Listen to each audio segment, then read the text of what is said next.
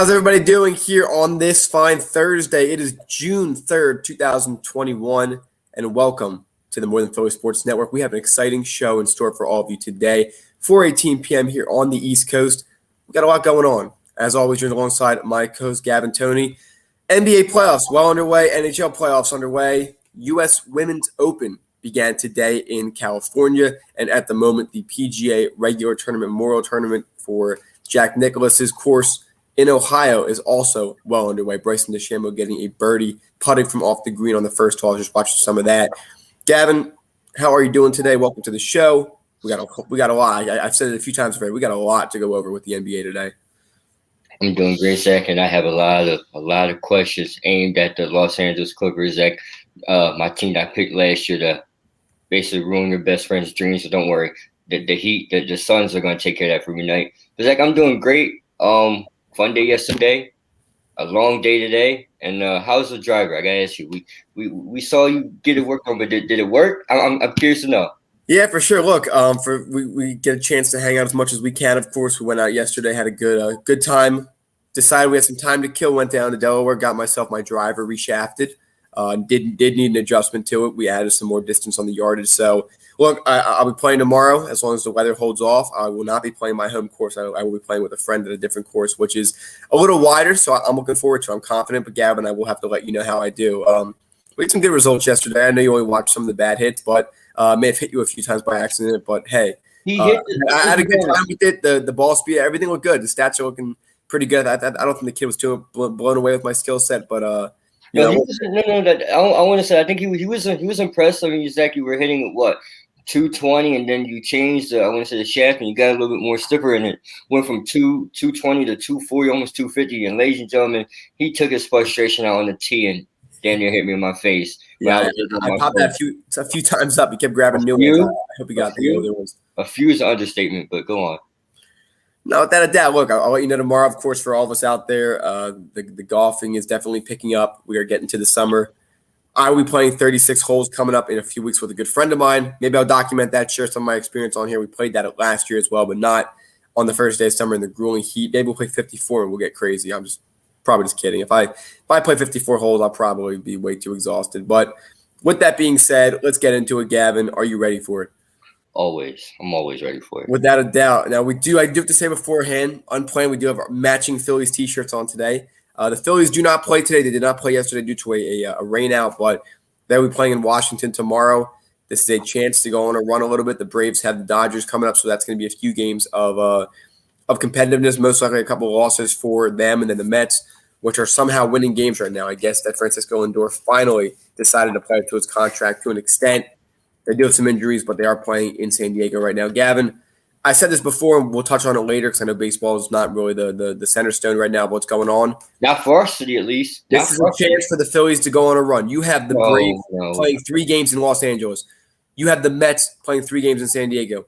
And the Phillies are playing in Washington the next 3 games. This is the Phillies' chance to go on a run. Let's see what this team's made of. Do you believe that? Time to wake up. Did you just hear yourself? Did you just hear? Do you have a delay going on, and that you can actually hear yourself? Because I want you to understand what you just said. The Phillies are going on a run. This is their chance. I said it the other night. They put up. I can get $1 million before the Phillies can string together 5 wins. We'll see. I'm just living off of faith at this point. There's no reason to believe it, but at some point you got to start winning games. Maybe this is their chance. Who knows? Long season. But with that being said, Gavin, let's talk about it. Los Angeles Clippers in the Staples Center, which, first of all, I have issues with that. They really need to get a new stadium because no matter what happens this year, the Los Angeles Clippers always have been, are presently, and always will be the inferior Los Angeles team. Even if and when, honestly, the Lakers get taken out of the playoffs, most likely in this first round, most likely tonight by the Phoenix Suns in Arizona. I mean, the Clippers are a joke. The Clippers date back. They've had issues in the past with their owner. We know about that. We don't need to touch too much on it. We know how that went down. They had the Lob City era. They come up short twice in their only 2 opportunities. And then they kind of became a basement team for a few years. They rose up before the Lakers did. They made the playoffs. They lost to Golden State in 6. You had a very solidified bench. Patrick Beverley was there. And then you go ahead and you get Kawhi Leonard in free agency, who had just come off of arguably the best single player season in the last decade almost. And then they go and they trade for his buddy Paul George. You traded a lot of assets for Paul George, but Paul George was also coming off of an all-NBA season. Two of the best perimeter defenders in the league go with Patrick Beverley, go with that bench with Montrezl Harrell. You have Zubac, of course, starting in the middle. And then, of course, you have Lou Williams, who continued to be sixth man of the year for many years. One of the best benches last year. You tie it with Doc Rivers, Kawhi Leonard, Pat Bev, Paul George. An unprecedented pandemic happens. The whole league gets shut down, and teams like Miami are making the finals. Teams like the Lakers, their first year together, go on to win the NBA Finals.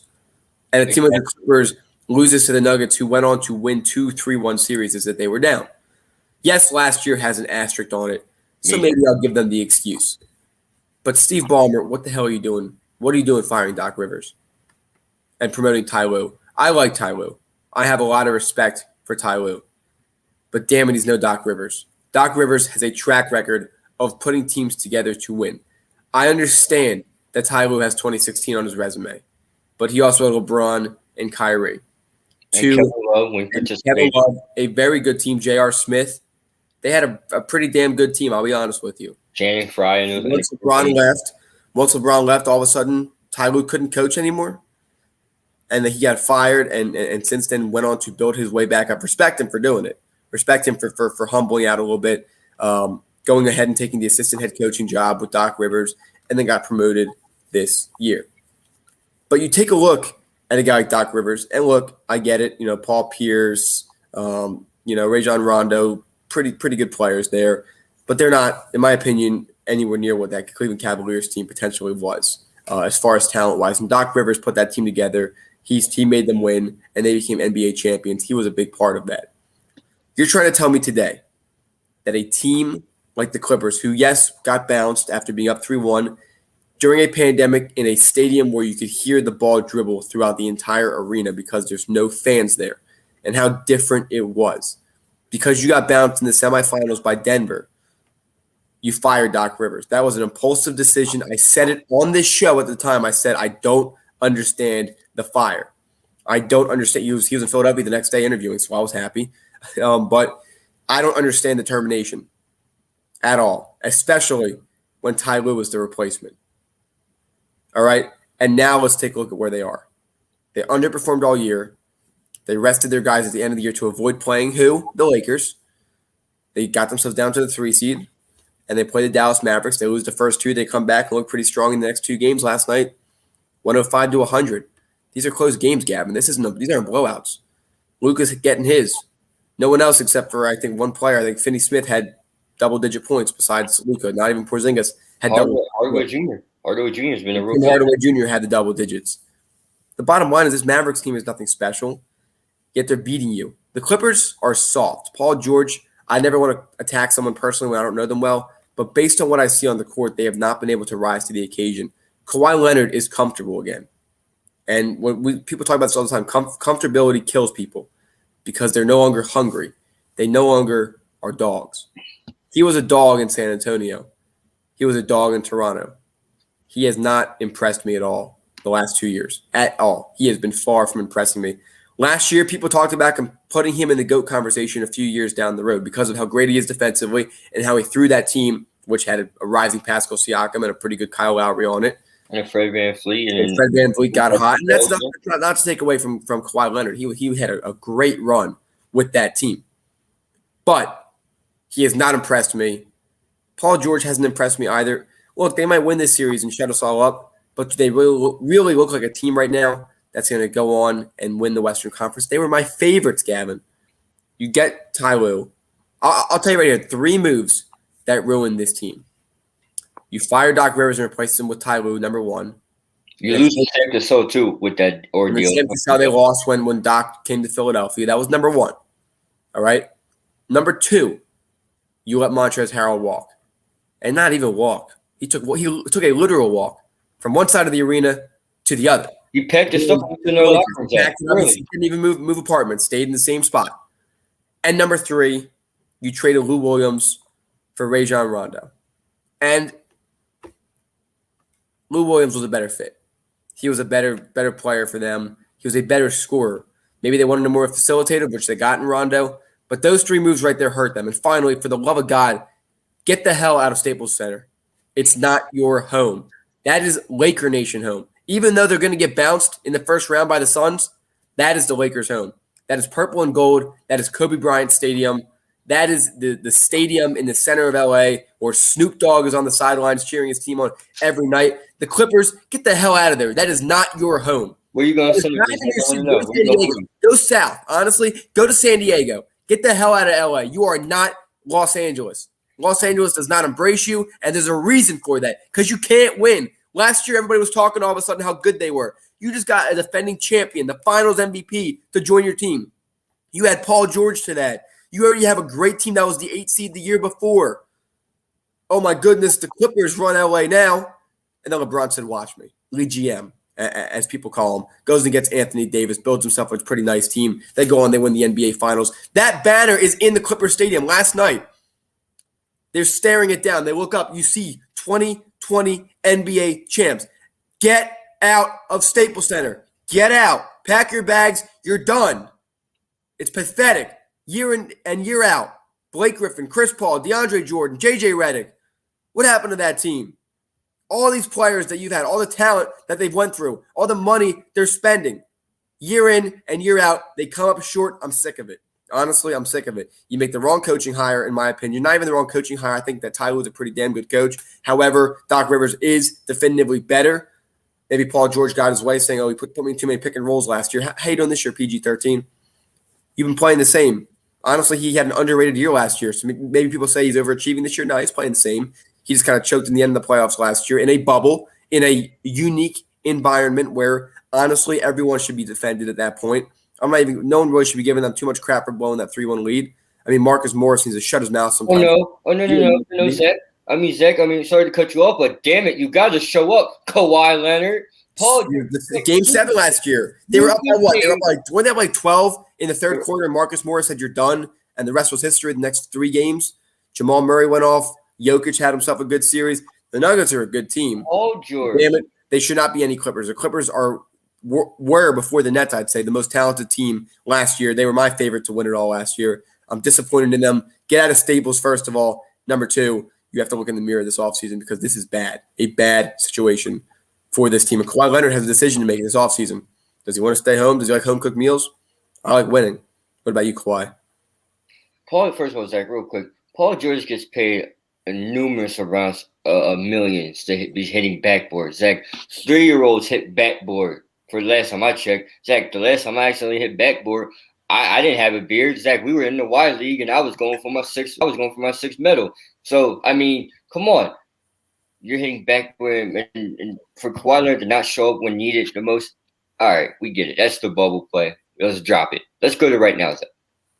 Luka Doncic had 40 points in 3 quarters. Ended up with 42 at the end of the game, 14 assists. And he shot 50% from 3.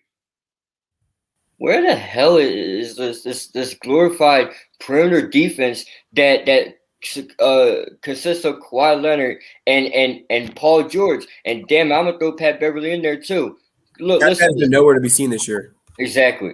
Look, Zach. 6 all defenses, first all defensive teams for Kawhi Leonard, right? And that includes 1 defensive player of the year. That's 1. Paul George has 4, and Pat Bev has 3. Can no one stick this guy? Why is Luka Doncic? It's like he's making the game look easy. I mean, he's shooting threes off one leg, Dirk Nowitzki style. I mean, it makes sense. He dapped up Dirk Nowitzki after one game.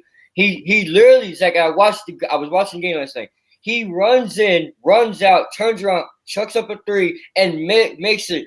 Where is everybody at? Where's Kawhi? Where's Paul? Where is this so great Pat Beverly that talked so much trash to Kevin Durant and got in his head for a game? And guess what? You can't guard Luka Doncic. Why? Tim Hardaway Jr. had 20 points last night. Kristaps Porzingis, or I like to call him a 7-foot waste of space, because Zach, he's not helping. It's really Luka versus the world out there. I mean, all right, let me be fair. Kawhi had 20 last night. Paul George had 23, and Reggie Jackson had 20. Basically, all of the Clippers starting 5 had double-digit points. but not one of them couldn't stop the man on the other side that they were checking. Or excuse me. Here's your problem too, Gavin. 11 points off the bench. Here's another problem. You go from having Montrezl Harrell, who could give you 15 points to 20 points, right? Lou Williams averaged 17 a game. I'm pretty sure their bench averaged over 30 points a game last year. That's your problem. Then you had Lou Williams, which I like the idea of Rajon Rondo and Lou Williams, because Zach, you lost offensive firepower, and I get Rajon Rondo and what he brings to the table, but damn it, he's not a scorer. He's not a scorer. That's why he worked well with the Lakers last year. Haven't saw that. This team sucks. I'm going to come out and say it. This team sucks. They're soft. I mean, whatever Snoop Dogg said on this Instagram the other day about both LA teams. But it's in New York over LA right now. We're talking about a team that gets disrespected and is always the little brother to the Lakers, right? Here could have been the headline. The Lakers get bounced out in the first round, the Clippers advance, right? Now people are forced to watch you guys play because there's no other basketball going on in the town. But no, you're garbage just as them. And the worst thing about the Clippers is your stars are healthy. Now they get too relaxed. They're fully healthy. That team is healthy. They're rested. You added Batum in the offseason, one of the best corner three shooters in the entire league this year. Kennard, and then it's like here's another upsetting part about the Paul George deal is you couldn't have Shai Gilgeous-Alexander. Remember, he was part of that deal. Who else was in that deal? They traded a lot of assets in that trade. I don't want to say DeMontis Sabonis was a part of that because that's a right. Was Lou Dort in that trade? I think so. I'm gonna find that out. But in the meantime, Shai Gilgeous was part of the deal, and we see what he does for Oklahoma City. He's going to be a future star in the league. Zach, the Clippers. Gallinari as well, Danilo Gallinari, who's on the Atlanta Hawks now. Zach, the three ball well. First round Celtics picks for 2022, 2024, and 2026. First round Miami Heat picks in 2021 and 2023, and the regular Paul George 2023 and 2025. But let me tell you this: here's what's frustrating. And Zach, you know I love me some PG-13, but the way how he's playing, Zach, if I can rate PG, not even that.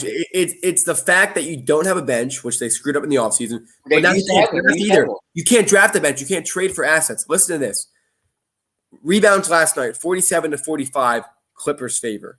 Offensive, 11-10, Mavericks favor. Those are pretty even. Blocks, 10-2, Clippers favor. Steals, 9-5. Mavericks favor. Turnovers 12-8. I mean, this is a 41.3% to 41.6%. These are pretty similar stats. These are almost identical. The difference hold on a sec. Why is Nicholas Batum your starting center? Because they don't have any other depth. But what happened in Serge Ibaka? What injury does he have? Why you signed DeMarcus Cousins? He did well enough to actually stay there on the team. Why is he not playing? Like I don't get it. The problem is you got rid of Harrell in the offseason. You have last year's bench. You're good. And finally, Zubac is not the answer either. Let me talk about last year. Zubac is not the answer either. I mean, I came on the show and said Zubac is not better than Montrezl Harrell. Listen to this: Game 7 of last year when they lost 104-89 against the Denver Nuggets at home. Kawhi Leonard 14 points, Paul George 10. You know who had 20? You know who led the team in scoring? Montrezl Harrell, 20 points in 26 minutes played. There's your issue. JaMychal Green, where is he at? Landry Shamet, you sent him away. You still have Terrence Mann not doing too much for you. Reggie Jackson, of course, was not really that much. Terrence Mann. By the way, let's talk about Terrence Mann. Oh, man. At the end of the game, he gets a clutch steal. Zach, I don't know if you were watching the game last night. It was late. He gets a clutch steal, right? Paul George pushes up the ball. He gives it back to Terrence Mann. Man jumps in the air, doesn't commit to a layup, and tosses it out of bounds damn near. Or they force a bad shot by Batum. So not only are you running with soft, but if you had like a guy like Montrezl Harrell, Lou Williams, they're scoring that. They're scoring that. The Clippers need to be banned from Los Angeles. And it just needs to be a strict purple and gold town for the rest of eternity. Go to San Diego. Go south. I mean, that's a Kawhi Leonard. Chargers back with you. Go south. That's where Kawhi Leonard spent majority of his time anyway. Was in San Diego. Zach. That's what got Doc Rivers fired. The leeway of these guys. And my final thing on the Clippers, Zach, is this. the chance to actually make the name for himself. I mean, we all, when Kawhi Leonard goes to the Clippers, like, what was the first thing that came in my mind, in our minds, everybody's mind? He's a A winning guy. Lakers, hold Right. on, a Lakers Clippers Western Conference Finals, and we have not gotten that, not yet. The Lakers did their part. The Lakers did their part last year. They got there. They got there. Portland and Houston were not easy teams to get by. The Lakers made it look easy, but those were two very talented teams. I know Houston didn't really have a big at that point, but James Harden and Damian Lillard, you got to get past versus getting past. No offense to him either, but to get it past Jamal Murray when you're up 3-1, and they barely didn't. They beat the Mavericks in 6 games. I mean, this team is holes all over. Even if they survive this round, Gavin, you really think the Clippers are making it to the finals? No. Either to beat Utah or Phoenix. Phoenix is for real. Phoenix is not. Phoenix is they are a pissed off team. They are hungry. Devin Booker is the closest thing to Kobe Bryant I've seen as that kind of scoring shooting guard, that dog mentality. I'm glad he's on the big stage. Chris Paul's going to take him there. You got Jay Crowder. You got all these pieces around him. You got Cameron Payne, I guess you'd say. Campaign sounds kind of funny, but I love that. I really do like the Phoenix Suns, how they built their team this year. And I like Tyronn Lue's. I don't get a twist. I'm all for black NBA coaches in the league. And I always he has the resume. I agree. Exactly. I always support. Whether it was Nate McMillan, whether it's Doc Rivers, whether it was Mark Jackson from a little while ago, whether it's Tyronn Lue. I support these guys. And Monty Williams, I'm all in on Monty Williams. I'm glad he won Coach of the Year. But if you want to talk about that hiring, you should have hired Sam Cassell first. That's just my opinion. I mean, he's been there. I think you should have acknowledged it's your first year with this team. You're in a bubble during a pandemic. I would have ran it back. I would have ran it back this year with the same team. Do you think now, if they run it back, do you think the story is different? If you have Doc Rivers and you have 2 6-man of the year candidates on your bench, yes. The way that Paul George and Kawhi are playing now, absolutely. I would see them in a different position than this. You would not be losing to a team that doesn't even have a second player averaging double-digit points in the playoffs. I'll leave it there. I'm not going to argue against that. I'll leave it there. Coming up after this, Atlanta Hawks take a bow, Trae Young. As Madison Square Garden cheered on their team, Trae Young spoiled the moment by drilling a practically half-court three. Yes, the Sixers were going to have to deal with him. We'll talk about that in our next segment. But after this first, what kind of message should New York fans be feeling after their 4-seeded Knicks got gentlemen swept at home? Stay tuned. We are now offering a new product on our Teespring. Wear a mask in public. We are now supporting a custom-designed mask with our logo on it. Purchase it today, and 10% goes to a foundation of our viewers' choice.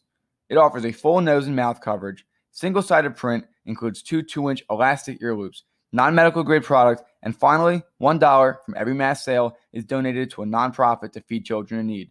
Enjoy today's episode.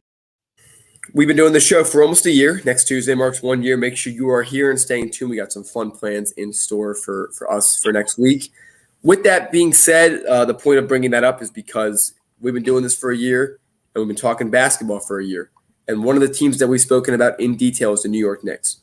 And Gavin specifically has voiced his frustration with the owner and how much of a disaster and unattractive organization that was. They made a bet last year by bringing in Julius Randle. In 2 ways, the New York Knicks got screwed last year. And maybe that's because of their inability to function as a team. But I'll trace this back to how the Knicks got to where they are and how they will move from here. And then, Gavin, I'll get some of your thoughts as the avid Knicks critic that you have been, and rightfully so, absolutely. The New York Knicks lost out on the most pivotal piece to being able to become a super team. That is the NBA lottery. The team with the highest chances last year, and as Stephen A. went on the UK. Not once. Multiple times. Those are their third time in the last decade that they had the highest odds to win the lottery. They lost it to the New Orleans Pelicans, and they couldn't even get the consolation prize, which turns out to be a pretty damn good player in John Morant and the Memphis Grizzlies. 3rd overall pick, the lefty out of Duke University. Speaking of that, we do have to break some news on Duke University next. We'll talk about that in a minute. Hurts my heart. But R.J. Barrett, a good player, a bigger shooting guard, comes to town. Kevin Durant, Kyrie Irving, 2 names that were linked together in free agency to possibly go to New York. Kevin Durant was asked about that after his first game with Golden State last year, or 2 years ago. His first game, they asked him, are you going to go to New York? So they lost out on Zion. And then Kevin Durant and Kyrie Irving, they don't go to you. They go right across the bridge to Brooklyn. And how much of an embarrassment was that? Atlantic Madison Square Garden. Embarrassing for you. So what do? You give Julius Randle a max deal. $21 million, Zach. Who in the hell is Julius Randle from the Lakers, and what has he done to prove that he can be good? And they did not do anything last year. They looked like a bunch of dummies last year. They were a terrible team last year. Didn't even get invited to the bubble. Of course they did. They were the 13th seed last year. This draft, they drafted Obi Toppin, who ended up having a pretty damn good year for where they drafted him. They brought in Leon Rose, and now things start to change. One player, number 30, that guy I just mentioned from Los Angeles, who the hell are you paying him for, made the jump that this team needed to be saved. It wasn't James Dolan doing his job that saved this team. It wasn't the attractiveness of the fan base that is going to save the Knicks. It is Julius Randle putting in the work in the offseason to become one of the best stretch fours in the league, if not a top 10, but arguably one of the best in the Eastern Conference. He stepped up. RJ Barrett stepped up. That made them say, you know what, we can go do something. Let's trade for Derrick Rose. They bring Derrick Rose back to New York, back to the Garden. Fans start coming into the stadium. The energy starts coming in. They get Tom Thibodeau, and they have a very good defense. They go on and they earn the 4 seed. Go to the playoffs. Granted, it was not written in the stars for them, the only higher seed to not win their series in the Eastern Conference. But now look at the Knicks. Top 4 team in the Eastern Conference. Just short of a superstar to become a serious team in this league. Maybe they'll get one this offseason. Maybe they'll keep building and get one in the next offseason. I know there's some bigger names in the next offseason. But the New York Knicks were no fluke. They are a good team, if not a borderline great team. And they will be here to stay. Right up by 95 from the rest, or down 95, depending on which way you are, of the rest of the teams in the Atlantic Division. The Knicks were no fluke. They are no longer a punching bag for Stephen A. Smith, as much as he loves his Knicks. The Knicks are fine. And even though for the Madison Square Garden attendees and any avid Knicks fans across the country, they didn't get what they wanted in this first round, these guys will come back hungrier. And this is a young team in transition to become a borderline good team to compete with the rest of the Eastern Conference. If I'm a Knicks fan today, I'm happy.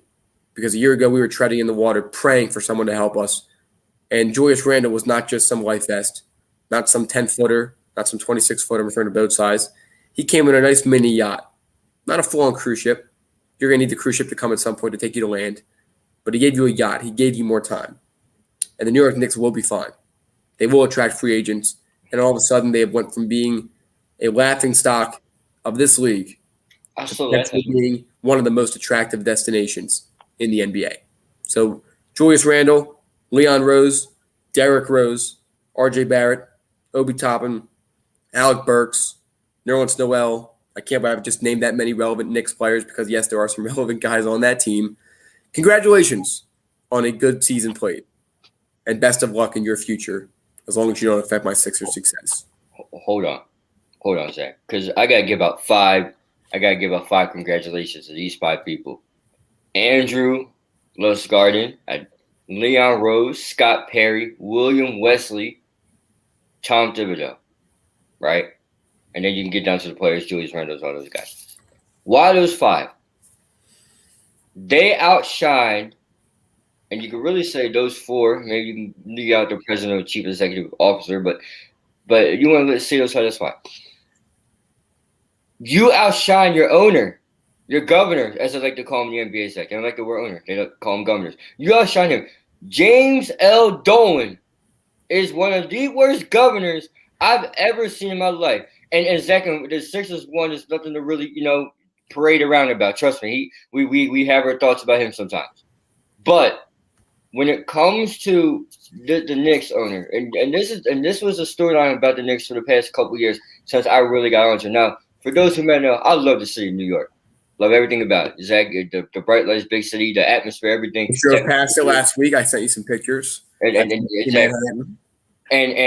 so when you got a team like the Knicks, and this is what I remember them for a little bit. I remember the Carmelo Anthony days when they were actually relevant. They went to the playoffs a little bit. That was early in the 2010s. I want to say around 2013 and 2010. That's when they were last relevant in my eyes. To kicking out Charles Oakley, which was an ugly sight. You pissed off my man. Spike Lee. I can't believe I forgot his name just now. You pissed off my man Spike Lee about changing the regulations, and he spends $10 million on that garbage. Zach, these 5 guys were able to bring hope back to the New York Knicks and outshine their horrible owner. He finally got out the way. He got the headlines. Now let's talk about their play. Julius Randle, and I clowned them for, that whole entire offseason. Zach, you go from the chance of getting Zion with the first pick and then packaging him with a couple others and trading for Anthony Davis with KD and Kyrie coming, or you could have had Zion with KD and Kyrie coming and being an attractive piece. You get nothing because your owner didn't want to pay KD because he was afraid of injury, and him and Kyrie didn't want to go there because him and KD, they wanted to go to New York, but they went to Brooklyn. There's more culture there. Zach, we know what Brooklyn basketball and all that means. But what does that actually mean? So you're stuck with Julius Randle and a couple other pieces and RJ Barrett. You couldn't even get the consolation prize, John Morant. You guys are absolute garbage last year, and you come back and you get Obi Toppin. Julius Randle is most improved player. You get Tom Thibodeau. Derrick Rose deserves a lot of damn respect right now. He balled out every game in the playoffs. And me being a Derrick Rose fan, I was happy to see that. New York Knicks fans, this is not a day to be sad. The only thing you should be sad about is how the way you guys acted, especially in Game 2, with spitting on somebody. I still don't appreciate that. But, Zach, the future looks bright for the New York Knicks. Julius Randle has to do better in the playoffs. I mean, you're shooting 9 of 23 in one game, and you're not really seeing up your teammates and any others. You have to do better than that. But that was his first playoff run. Zach, I'll let it slide. But William Wesley, Leon Rose, Tom Thibodeau, and all the others, and everybody but James Dolan deserves an applause today. The New York Knicks are relevant. Zach, I don't think they get a start this offseason, but you keep building, you keep developing your young core, and then when that disgruntled star, that person that's not happy with their place that they are right now, becomes a free agent, they're going to look at your team like, wow, they actually have something going for them, and they're going to go there. As right now, Brooklyn is New York City. Yeah, that it is. They still are New York's team for the time being. Look, here, I'm just looking up now. Top 30 players that hit the mark. I'll name a few of them. Kawhi, of course, is a player option. Likely that he returns to LA, but just a name to keep an eye on. I don't think he's going to New York. Chris Paul, of course, same thing, player option. And then some other unrestricted free agents. DeMar DeRozan is a name to keep an eye on. Kyle Lowry, Mike Conley, a veteran. Of course, you could add John Collins, Lonzo Ball potentially. Dennis Schroeder could be a potential name. And then from there, the list kind of falls off. So there's not many too high caliber names that would put you over the top. But there are some names. Maybe attract a player on a veteran's minimum, or at least a veteran deal. And maybe the Knicks could be looking at continuing to build and grow from there. But next year's not their year. Possibly 2 years from now. It just depends on draft position and things like that moving forward. Just learn how to tank the right way. Actually, don't even tank no more. Develop, keep winning, and keep getting experience. Zach, real quick, Chris Paul did decline his option today. He's looking for a multi-year deal for $100 million, and I think the Suns are going to give it to him. I mean, damn it, you need. 36 years old. That's insane. He's old, but it works. Zach, it works. What he's doing, I mean, he's galvanizing the troops. He's getting his team ready for war day in and day out. And Zach, they're on their way to maybe about to move on and knock out your best friend. Knock out defending champ Los Angeles Lakers while injured. It's still very impressive for them because the Suns have had a great series so far. They've had a great season. And, yeah, I think this is the perfect fit for Devin Booker. With that being said, though, other side of the coin for the Knicks series, the Atlanta Hawks, pulling off the win last night. These games were not really that close. They got close at the end of the games, but they were pretty well said and done. Trae Young, Gallinari is a name. Bogdanovich is a big name. John Collins and Clint Capella. That team's got some firepower to it. They were not a playoff team before they had their previous head coach. They fired him. And since then, it looked like they that kind of woke up the team. They've been playing well. Trae Young's been playing well. Gavin, what do you like about the Hawks team, and what do you maybe see as concerns for Atlanta? Well, I have to give first a major kudos to Nate McMillan.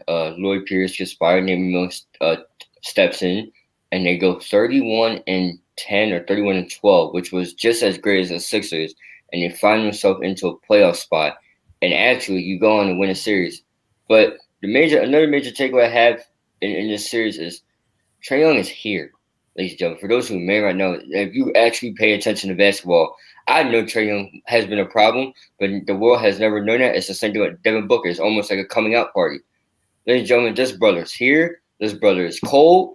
They call him Ice Trae the Game for a reason, and he literally put on the show versus New York Knicks. It's like the last game he had, which is the nail in the coffin game last night, 36-10 for Trae Young.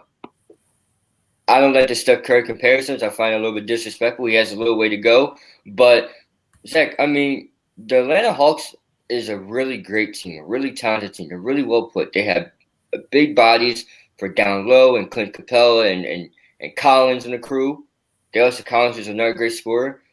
But it all revolves around Trae Young. And Nate McMillan deserves an extension. He actually should be there. This is going to be a great series coming up for the Sixers. I like it. I'm a little worried. Your boy will be in attendance for either game 1 or 2. I'm not sure yet, but I will be giving Trae Young all I have. It's been a year. It's been a couple years since I've been in there, Zach. So, I'm coming with the fire. But this team, if they can get another actual star and sign Collins to go with this team could definitely be a problem for years to come. Well, I agree. They're still a team that is one piece away, and that is how they are currently built. And so a team that is one piece away versus a team that is trying to win a final. Let's talk about last night's game real quick for the 76ers. I'll keep it simple. Ben Simmons showed up big. You got to do it day in and day out, though. You can't pick and choose the days that you want to be great. He's been great for the most part in this series. Last night he decided to score a little bit more. He was kind of quiet, but he did his job, played great defense. Got into the Wizards' head. They ran away with it in the third quarter. Steph Curry, great game for him. Danny Green had himself a nice night. Tobias Harris, a really, really, really great night. And the bench looked phenomenal. Tyrese Maxey, big fan of him. Say that again for the people in the back. Tyrese Maxey is better than Shake Milton. He is worth being here. Do not use him as trade bait. Oh, don't call him Shake. Don't call him Shake. Please don't call him. Call him Malik Milton. And I'll get you that a little bit later. Go ahead. But look, Tyrese Maxey is poised, plays the game well, and has developed very nicely before our eyes. It wouldn't shock me if the Sixers give Embiid the Miami Heat treatment. Remember, Game 1 of the 2018 NBA playoffs, the Sixers did not play Joel Embiid. He was recovering from an injury. This time we got to talk about it a little more because it is a little bit more severe and an injury he will have to play through and could potentially have longer consequences. With that being said, I would not play Joel Embiid in the first game. I would start Ben in the middle and start Tyrese at the 1 and go from there. If you win that game, you keep playing without him. If you lose it, then you bring Joel back, and the sense of urgency then becomes to develop. However, last night's game, just to keep it simple, overall, really nice job by the Sixers. They closed it out. George Hill's been a big piece of it. Dwight Howard played well as well. The veterans are doing their jobs. It's all about Embiid's health now. Tyrese Maxey. Now, this is a guy that when the James Harden saga was going on, Zach, and you can back me up when I say this. When the deals were going on for James Harden, I said, take Thibault, leave Maxey alone. Right? I said that. I said that, right? Didn't I say that? I said that to you multiple times. This is why. He comes out and he brings this energy. Now, the jump shot will improve, Zach. I promise it will. But that floater is deadly. And if he, oh boy, if he would have got that dunk to go last night, the Wells Fargo was going to erupt. It was going to erupt. 100% capacity. But going to last night's game, Seth Curry had a coming out party. 30 points and on each shot the ball 17 times, and he was 3 of 6 from 3. I mean, it doesn't get any better than that. Doc wanted him to be aggressive. He was aggressive. He got inside. It looked like his brother last night. Everything that we talked about yesterday, Zach, happened. I needed Tobias to have a big game. I need Ben Simmons to hit his free throws. Zach, the hack of Ben was put out of play early, and it didn't happen no more. And we needed somebody else to step up. Yes, Steph Curry, and you need your energizer, Tyrese Maxey. Now, I need Danny Green to hit threes. I can't. No. It's just one game. He's been fine. He's been I great. understand that, but Zach, I mean, this is the playoffs, man. This is the you're 1 for 5, and there were open threes, ladies and gentlemen. That's my problem. Danny Green was clanking open threes. If they were contested to a certain degree, I wouldn't have a problem with He it. made a nice one late. Say that again. I didn't hear you. He made a nice 3 late when they were still close. He did. And that's why I just said you gotta make some of your open ones. And Matisse Thybulle with the defense, I love it. Zach, if Brett Brown was here, he would have not put this line together last night. He wouldn't have. It took Brett Brown 4 months to come up with an idea, or excuse me, it took Brett Brown the whole entire time into the bubble to move Ben to the floor and put Malik Milton. And ladies and gentlemen, the reason why I call him Malik Milton, he doesn't deserve his damn nickname named Shake. I mean, Zach, this is a guy I raved about in the beginning of the season, talking about maybe 6th man of the year, because at the time he was averaging 18 points. He was in the top 3 finals, I'm pretty sure. He was in the top 3 finalists. And how do you lose? Now you're getting 6 minutes off the bench and you're only scoring 2 points. Come on, Malik. Do better. Do better. It's the same story every year for Malik Milton. The fact of the matter is he does not show up when the Sixers need him the most. Now, early in the year off the bench, he's cool. Anything Yeah, like this series he scored 5, 0, 4, 6, and 2. And he was 1 for 3, 0 for 6, 1 for 3, 2 for 6, 0 for 1. Malik Milton, and the thing, I like Malik, but he does not deserve his nickname today, Zach, or for a long while. And Mike Scott has to go. I'm sorry. You know, he played 5 minutes last night. They were meaningless. It was good to see Doc had finally acknowledged and made that adjustment. With that being said, though, coming up after this, Malik damn Milton, man. the wall. The 76ers have ran into the semifinals woes every single time they've made it. It's the furthest they've been. They lost to Toronto. They lost to Boston. Of course, last year they got swept in the first round. This time it's different. They have the 1 seed. And I have some comments for Steve Nash coming up after this as well. We're going to preview some of that, look at the Sixers-Hawks series, get some predictions. Thank you so much, everybody. Stay tuned. Would you like to know how you can support the More Than Philly Sports Talk Show? If so, head down to the comments on our YouTube channel. You will see 2 links there. The first is our Teespring, where you can see a wide variety of apparel products, including our signature product, the More Than Philly Sports Talk Show sweatshirts, offered in a variety of different colors, including gray, navy blue, and more. Finally, we have our Patreon page, where you can become a monthly donation member. 10% of all donations go towards an organization of our viewers' choice. We hope that you enjoyed today's episode, and if you can't donate, that's okay, because you can always share this. Welcome back here on the More Than Philly Sports Network. Gavin, the Brooklyn Nets decided to rest their starters against the 76ers. The Sixers beat them, took the tiebreaker, and clinched the 1 seed. The Hawks are not a team to sleep on, but they sure as hell are no Bucks team. Do you think the Nets are currently not thrilled with the fact that they had the 2 seed instead of the 1?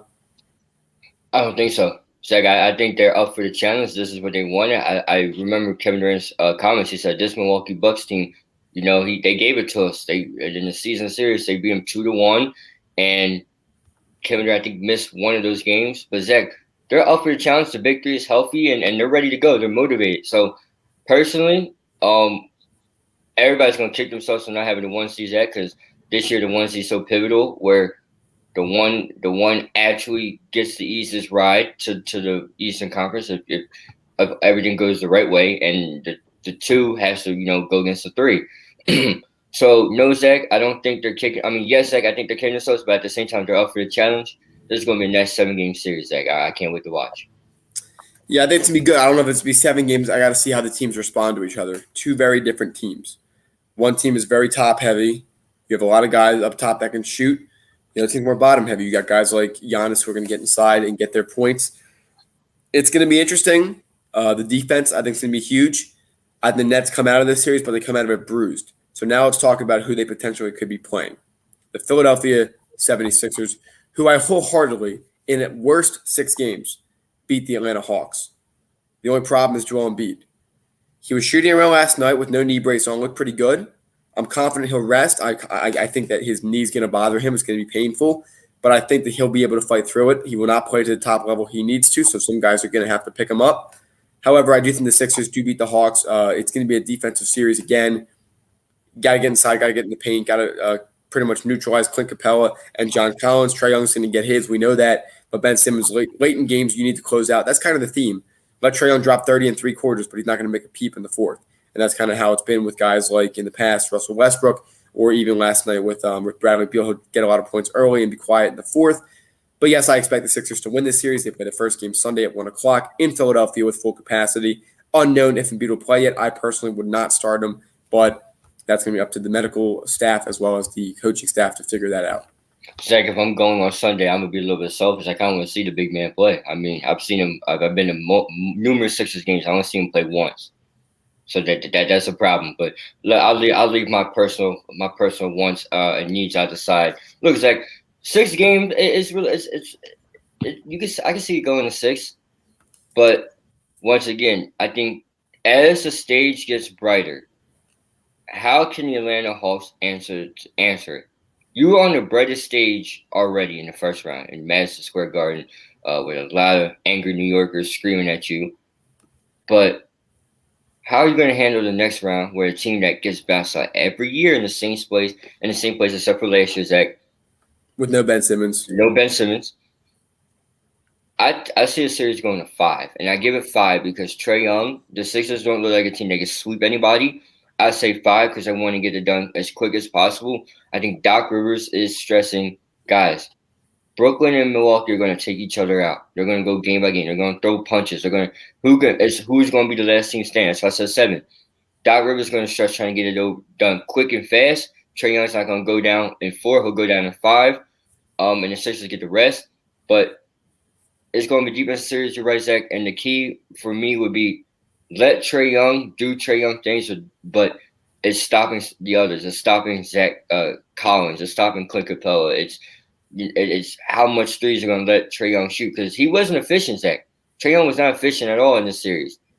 He was just getting to the front line. He had 15 free throws, I want to say, last night. And that, too, you got to avoid those freebie fouls. You can't be leaning into his shots. You have to know how to play it.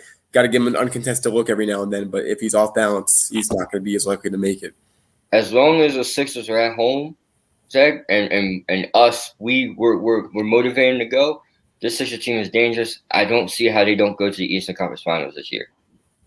Yeah, it's the Atlanta Hawks. They got to win them. But I'm not underestimating the Atlanta Hawks either. I mean, Zach, they're phenomenal. They could take any team any day of the week if they wanted to. Look, they've had a great run so far. It certainly might not end here. But Embiid's got to be healthy to win the series. However, I think they have to take advantage of them when they can. When they do get the Hawks down there, you got to keep the foot on the pedal. Sometimes go thinner on the bench. We'll see what happens. We'll continue to cover game by game. Of course, that starts Sunday. Stay tuned as we continue to cover that throughout the week. But let's get to tonight's games now. There are currently 3 games, 3 series that still remain, all in the Western Conference. Nuggets, Blazers, Suns, Lakers, Clippers, Mavericks. Tonight is just 2 games. Nuggets and Trailblazers. The Nuggets can win it tonight, and I predict that they will. I believe even in Portland, they'll put them away. Terry Stotts will be waving his job goodbye. And Damian Lillard at some point needs to make a business decision if he wants to win a ring. Gavin, what are your thoughts on this game in Portland tonight? Zach, you follow Damian Lillard on Instagram, right? I do. You remember his last post? I actually put it on my Instagram story yesterday. He said it's the first to 4. And I believe that when it comes to this series, this is going to 7, and I got Portland winning tonight, Zach. They're just trading blows, really. And honestly, if Damian Lillard's shooting lights out, and Zach, I don't like comparing him to Steph Curry because they're on different levels. If you want to talk about clutch factor, you could give it to Damian Lillard. If you want to talk about pure range, let's talk about Steph Curry. But Damian Lillard's not letting them lose tonight by any means. And it's in Portland, correct me if I'm wrong, they're not losing at home. They're not losing at home, Zach. I think they go to Denver and they lose there. But CJ McCollum has to step up. Yusuf Nurkic actually have to play basketball. You have to help. I got Portland winning tonight. Hey, we'll see. I think that they need a player like Draymond Green if they're going to have shooters. I think that for the Warriors' success, yes, the shooters were there. Kevin Durant obviously is a freak of nature, but Draymond Green was holding the fort down, finding the open guys. I think that Damian Lillard himself is not enough to win these games. McCollum's too inconsistent.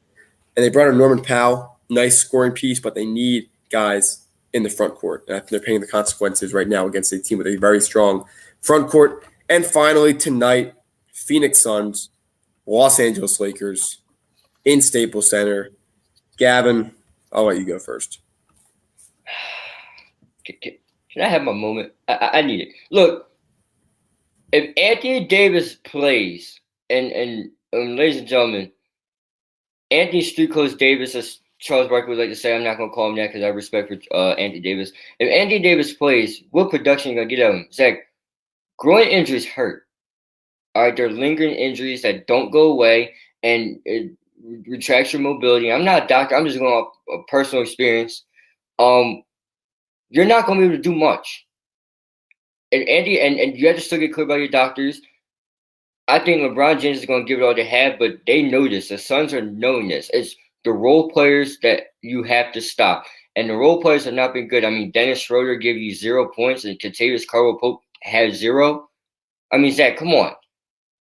It's how badly do the Suns want it? I'm not worried about Chris Paul's injury, Zach. He looked engaged when he went down. He looked ready to go for the next series. Chris Paul's not going to let this team lose. He's not going to get in his way. And you even said yourself earlier in the show that Devin Booker looks like the closest thing to Kobe Bryant with that killer mentality. Zach, there's only a few people in the league that have it, the killer mentality.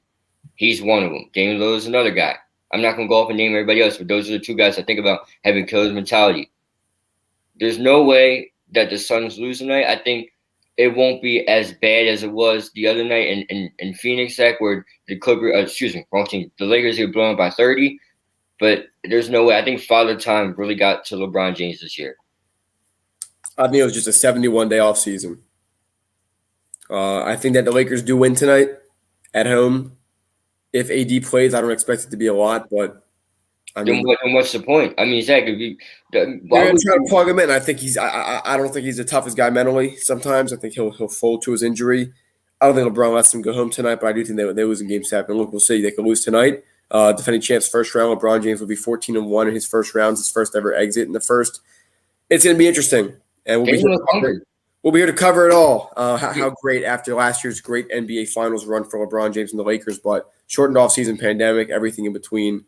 Not anything in the Lakers or LeBron James' favor at the age of 36. But Zach, they don't look hungry this year.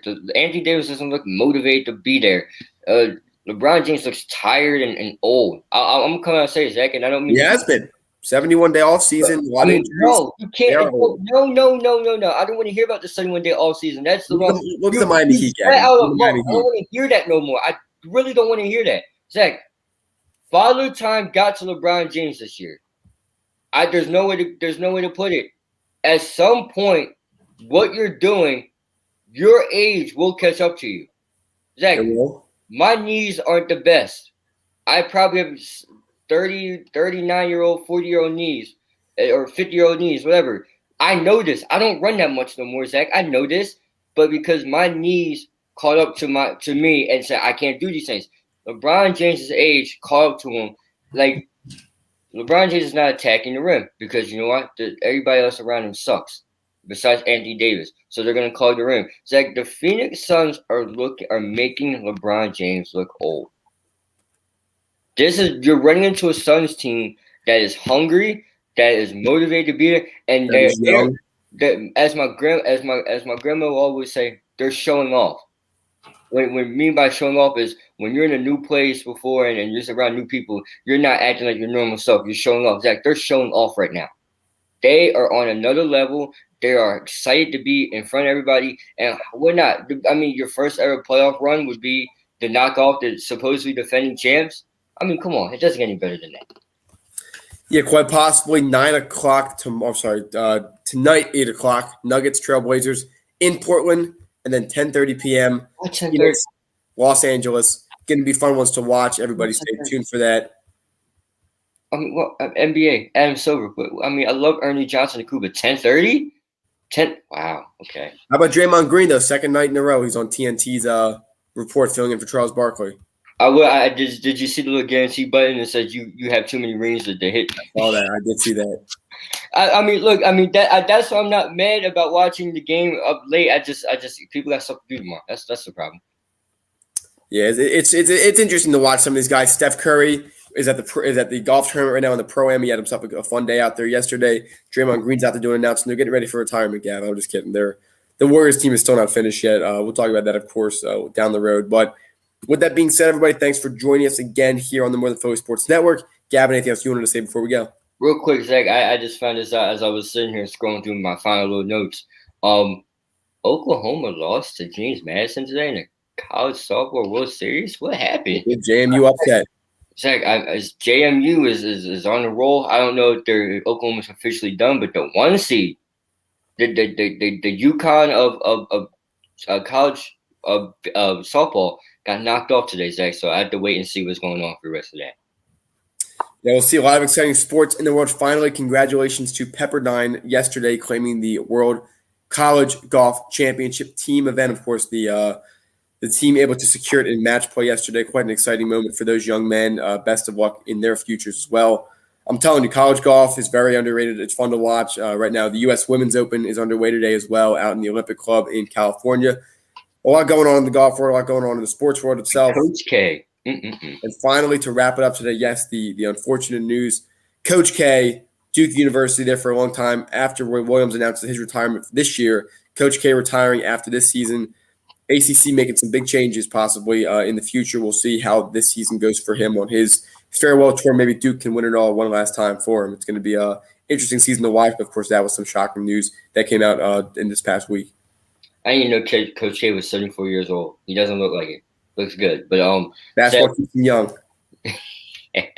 Zach, you're talking about a guy that won 5 national titles and has the most wins on any men's and women's coach, and that even beats out UConn's Gino Auriemma for the women's side.